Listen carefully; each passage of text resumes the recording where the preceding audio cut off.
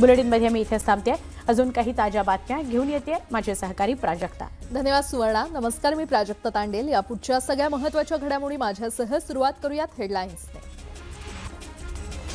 Headlines प्रायोजक राम बंधू लोणचे. आता प्रत्येक जण जिंकेल.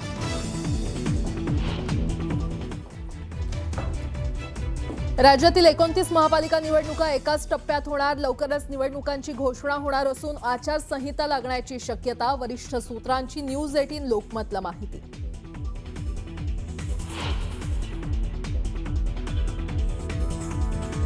असल्या रेमान डकेतांना पाणी पाजणारी धुरंधर महायुती आहे.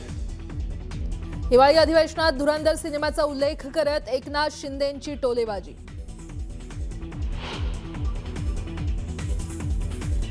जोपर्यंत चंद्र आणि सूर्य आहेत तोपर्यंत मुंबई महाराष्ट्राचीच राहील. मुख्यमंत्री फडणवीसांनी विरोधकांना ठणकावलं.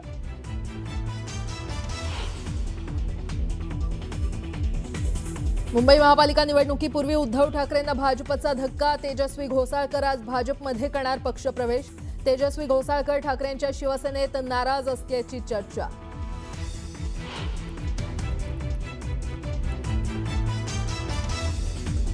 मनोज जरांगे आजपासून 2 दिवसांच्या दिल्ली दौऱ्यावर. आत्महत्या केलेल्या शौर्य पाटीलच्या कुटुंबियांची घेणार भेट.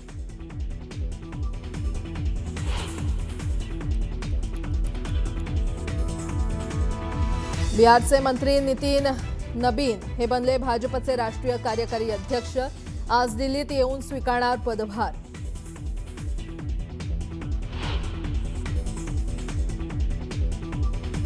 दिल्लीतल्या सभेतून राहुल गांधींचा निवडणूक आयुक्तांना इशारा. आम्ही सत्तेत आल्यावर यांच्यावर करणार कठोर कारवाई.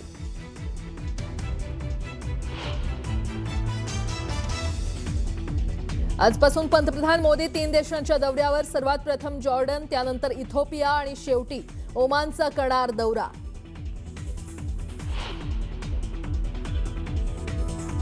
ऑस्ट्रेलियाच्या सिडनीत हनुका उत्सवादरम्यान दहशतवाद्यांकडून अंधाधुंद गोळीबार. 12 जणांचा मृत्यू तर अनेक जण जखमी.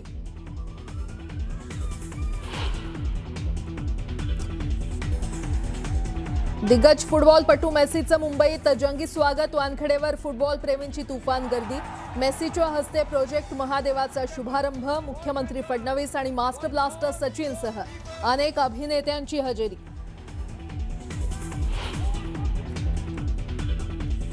आणि तिसऱ्या T20 सामन्यात भारतानं केला आफ्रिकेचा 7 गडी राखून पराभव. 5 सामन्यांच्या मालिकेत 2-1 अशी आघाडी.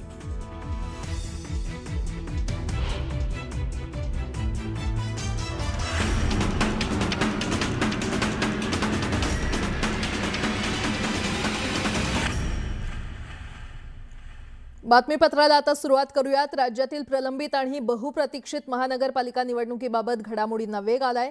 राज्यातील 29 महापालिकेच्या निवडणुका एकाच टप्प्यात होणार असल्याची शक्यता वरिष्ठ सूत्रांनी दिली आहे.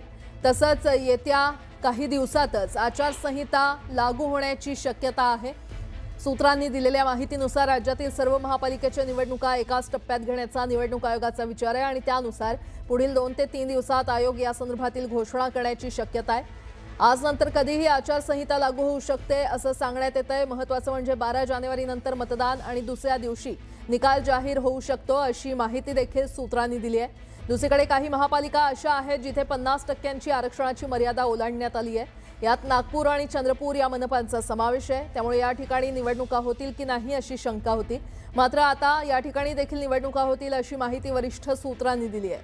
त्यामुळे निवडणूक आयोगाच्या अधिकृत घोषणेकडे अवघ्या राज्याचं लक्ष लागलंय. पालिका निवडणुकांचा लवकरच बिगुल वाजू शकतो आणि या पार्श्वभूमीवर मुंबईत आता पोस्टरबाजी सुरू झाली आहे. मुंबईतल्या दादर परिसरात मराठी माणसा जागा हो, रात्र वैऱ्याची आहे. मराठी माणसा मुंबई वाचव, मुंबई तुझ्यापासून तोडली जाते असा मजकूर या बॅनरवर लिहिण्यात आलाय. हे बॅनर कुणी लावले हे स्पष्ट नाहीये. मात्र पालिका निवडणुकांच्या तोंडावर लावलेल्या या बॅनरमुळे चर्चांना उधाण आलंय. मध्यंतरी कोणीतरी एक कॅम्पेन चालवली होती, देवा भाऊ आणि ते छत्रपती शिवाजी महाराजांचा फोटो. मग ते कशासाठी होतं? तर जर मराठी माणूस एकत्र येऊन एकमेकांना साथ घालत असेल, आव्हान करत असेल की आपण एकत्र यायला हवं, आपल्या अस्तित्वाची लढाई आहे, ही आपली शेवटची संधी आहे, असा जर पद्धतीच्या भावना जर मराठी माणसांमध्ये असतील तर त्यात वाईट काय आहे? आणि निवडणुकीच्या तोंडावर कारण साधारण भारतीय राजकारण जे असतं किंवा समाजकारण आहे हे निवडणुकीच्याच भोवती फिरत असतं ना. तर निवडणुकीच्या तोंडावर अशा गोष्टी लागल्या तर त्यात गैर काय आहे? सध्या देशात धुरंधर सिनेमानं एकच धुमाकूळ घातलाय आणि यातील रेहमान डकेत ही व्यक्तिरेखा चांगलीच चर्चेत आहे.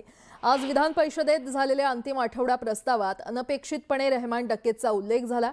उपमुख्यमंत्री एकनाथ शिंदे यांनी फिल्मी डायलॉगबाजी केल्यानं सभागृहात धुरंधरचाच बोलबाला पाहायला मिळाला. मुंबईच्या तिजोरीवर दरोडा टाकणारे रेहमान डकेत कोण आहेत याचा शोध घेतला पाहिजे. असल्या रेहमान डकेतांना पाणी पाजणारी धुरंधर महायुती आहे असा टोला शिंदेंनी नाव न घेता लगावलाय. तर आम्ही रात्री 2 वाजेपर्यंत सभागृह चालवलं तर काही 2 तास सभागृहात बसले असं म्हणत त्यांनी उद्धव ठाकरेंवर निशाणा साधलाय.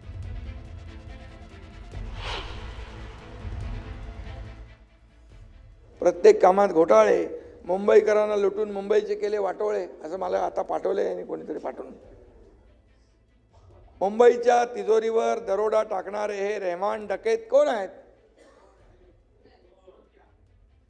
याचा शोध घेतला पाहिजे. कि मुंबई को लुटने वाला कौन है वो रेहमान डकैत, याचा शोध नक्की घेतला पाहिजे. इतिहासात असे अनेक डकैत रेहमान डकैत अनेक आले आणि गेले पण, आणि असल्या रेहमान डकैतांना पाणी पाजणारी धुरंधर महायुती आहे.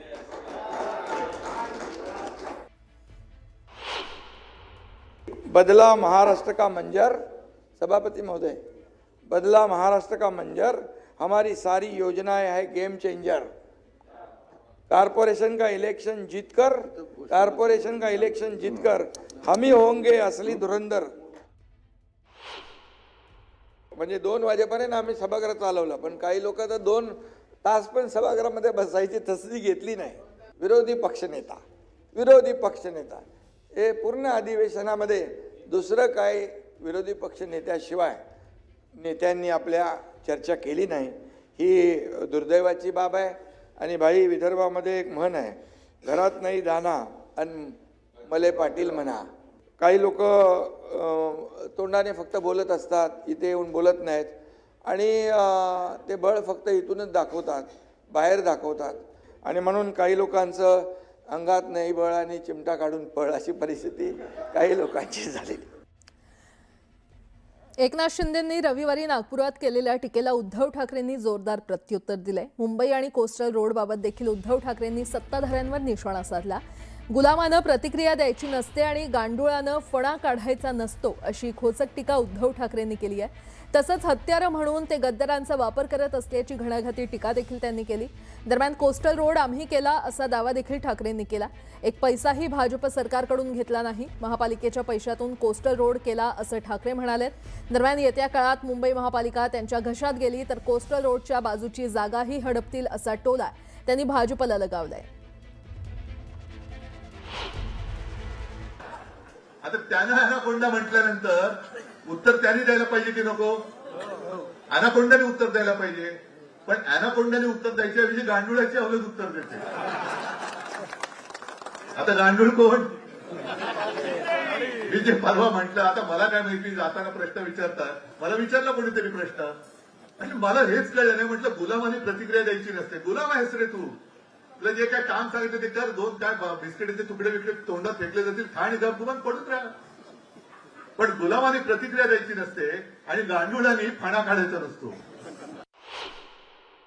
पण काय फुटका टाकण्याचा प्रयत्न करतोय, काय करतोय काय कळत नाही. पण यांना एक लक्षात येत नाहीये की त्यांना हाताशी धरून हे मुंबईचं मराठी पण मारतायत, त्याचे हत्यार म्हणून हे आपल्या गद्दारांना वापरतायत, हे त्या गद्दारांना कळत नाहीये. आपलीच हत्यार आपल्यावरती चालवत आहेत, आपलीच माणसं आपल्यावरती सोडतायत आणि मुंबईचं मराठी पण मारून टाकतायत, महाराष्ट्र धर्म मारून टाकतायत. आणि मग मुंबई त्या गुजरातच्या चरणी तुम्ही वाहून टाकणार, अदानीच्या चरणी वाहून टाकणार. विषय केवळ इथल्या कोळीवाड्याचा नाहीच आहे, कोळी बांधवांच्या जागेचा आहेच, पण विषय हा संपूर्ण मुंबईचा आहे. आज सुद्धा भाषण करताना त्यांनी मोठमोठ्या गोष्टी केल्या असतीलच, करायलाच पाहिजे, कारण निवडणूक उद्या आचारसंहिता लागेल. जो कोस्टल रोड आपण केला, होय आपण केलेला आहे कोस्टल रोड, एक पैसा सुद्धा या भाजपकडनं किंवा भाजपच्या सरकारकडनं किंवा केंद्र सरकारकडनं मोदींकडनं न घेता आपल्या हक्काच्या मुंबई महानगरपालिकेच्या पैशातून तो कोस्टल रोड केलेला आहे. अगदी रेसकोर्स आणि कोस्टल रोड ह्यांना सगळ्यांना म्हणजे रेसकोर्सच्या इकडे मोठं उद्यान आणि कोस्टल रोडसाठी मुंबईकरांना कुटुंबियांसमेत मोकळं फिरायला, कोण सायकल करतंय, मुलं बागडतायत, फिरतायत, मोकळे हवा येते, अशी मोकळी जागा ठेवू. हे वचन माझं आहे, हे वचन शिवसेनेचं आहे. हे वचन अर्ध आपण पूर्ण करून दाखवलेलं आहे, पण अर्ध अजून करण्याचं बाकी आहे. आणि आता जर का मुंबई महापालिका त्यांच्या घशात गेली तर तिकडे सुद्धा हा कोळीवाडा तर ते घेण्याचा प्रयत्न करतील, जो आपण घेऊ देणार नाही. पण मुंबईच्या कोस्टल रोडच्या आजूबाजूला होणारी मोकळी जागा सुद्धा हे बिल्डरच्या म्हणजे कोणाच्या घशात? अरे जिथे जातोय चांदा ते बांदा, चंद्रपूरमध्ये गेलो तरी म्हणतात अदानी, इकडे गेलो तरी अदानी, कोल्हापूरमध्ये कोण आहे, कोण हा माणूस? हा काय ब्रह्मराक्षस झालाय? सगळं काय जे उठ सुट ते अदानीकडे देतात, मग माझ्या सामान्य माणसांनी करायचं काय?